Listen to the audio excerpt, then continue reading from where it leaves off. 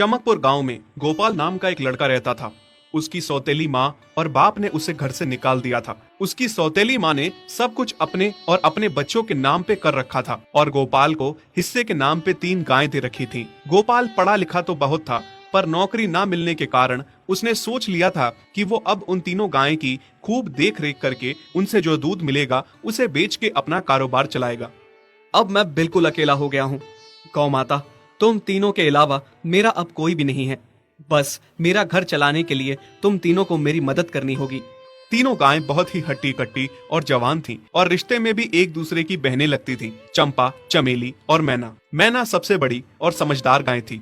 चंपा गर्भवती थी और चमेली को अभी अभी बच्चा हुआ था। वो दूध दे रही थी, जिसके दूध को बेच के गोपाल का थोड़ा बहुत घर चल रहा था। पर गोपाल को अब चंपा और मैना पे पूरा भरोसा था कि जब उनका बच्चा हो जाएगा तो वो खूब दूध देने लगेंगी और जिससे उसका कारोबार अच्छे से सेट हो जाएगा। देखा चमेली बहन, हमारे मालिक को कितनी उम्मीदें हैं हम तीनों से। हाँ चंपा, सुना मैंने, मालिक ने हमसे कितनी सारी उम्मीदें लगा रखी हैं। और उम्मीद रखे भी क्यों ना, कितना समय खर्च करते हैं मालिक हम पे और कितनी सेवा करते हैं हमारी, कितना खिलाते पिलाते हैं हमें। और फिर हम मालिक की उम्मीदों पे खरा ना उतरेंगी तो धिक्कार है हमारी जिंदगी पर। सही कह रही हो बहन तुम।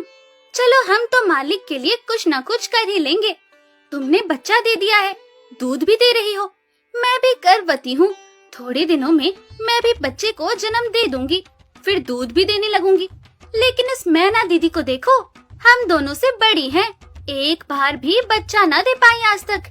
क्या इसका फर्ज नहीं बनता मालिक के लिए कुछ? ये तो बड़ी हैं, हमसे ज्यादा इसको मालिक के लिए करना चाहिए था, लेकिन हम छोटी होकर इतना सोच रहे हैं। तुम दोनों ऐसा क्यों कह रही हो?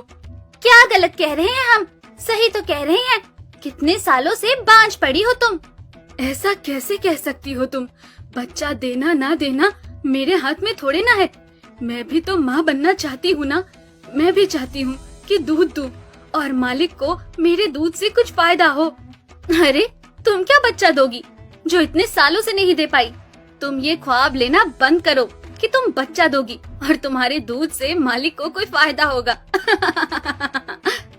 दोनों छोटी बहनें बड़ी बहन मैना की बेबसी का मजाक उड़ाती हैं और उस पे हंसती हैं। इस बात से मैना बहुत दुखी होती है और रोती है कि उसी की बहनें उसको दिलासा देने की बजाय उसे ताने मार रही हैं, उसका मजाक उड़ा रही हैं। फिर एक दिन गोपाल का पड़ोसी उससे कहता है, अरे गोपाल, तुम्हारी 2 गायें तो ठीक है, एक गाय का क्या है? उससे तुम्हें कोई फायदा नहीं है, बेच क्यों नहीं देते उसे?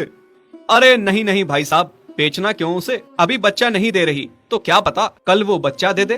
कोई भी काम जल्दबाजी में नहीं करना चाहिए। अरे नहीं गोपाल, मेरे कहने का ये मतलब था कि तुम्हें अपना कारोबार जल्द खड़ा करने की जरूरत है, क्योंकि तुम्हारे घर वालों ने तुम्हारे साथ जो कुछ भी किया वो बहुत गलत था। अब तुम्हें जो भी करना है अकेले ही करना है। आगे शादी भी तो करनी है तुम्हें, उसके लिए भी खूब पैसा कमाना पड़ेगा। जब तुम्हारी सारी गायें दूध देंगी तभी तो कारोबार अच्छा चलेगा ना। हाँ, बात तो तुम सही कह रहे हो भाई।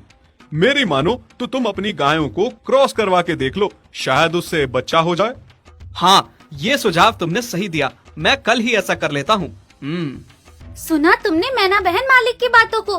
कितना परेशान है मालिक तुम्हारी वजह से, पर तुम्हें तो कोई बात कह ही नहीं सकते।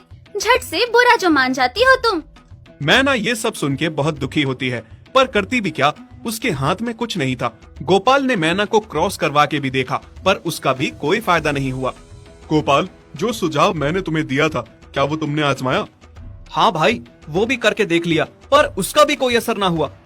ये गाय किसी काम की नहीं है गोपाल, मेरी मानो तो इसे बेच दो। मैं सोच रहा हूँ एक बार फिर से क्रॉस करवा के देखता हूँ, शायद कोई बात बन जाए। देख लो, पर मुझे नहीं लगता। देखा, इन लोगों को भी पता चल गया, तुम बच्चा नहीं दे सकती, तुम बांझ ही रहोगी। सही कह रही हो तुम दीदी, इतने जतन करने के बाद भी बच्चा नहीं हो रहा तो अब क्या होगा? गोपाल मैना को एक बार फिर से क्रॉस करवा लेता है। दोनों बहनें चंपा और चमेली मैना के बांझपन का मजाक उड़ाती हैं और उस पे खूब हंसती हैं।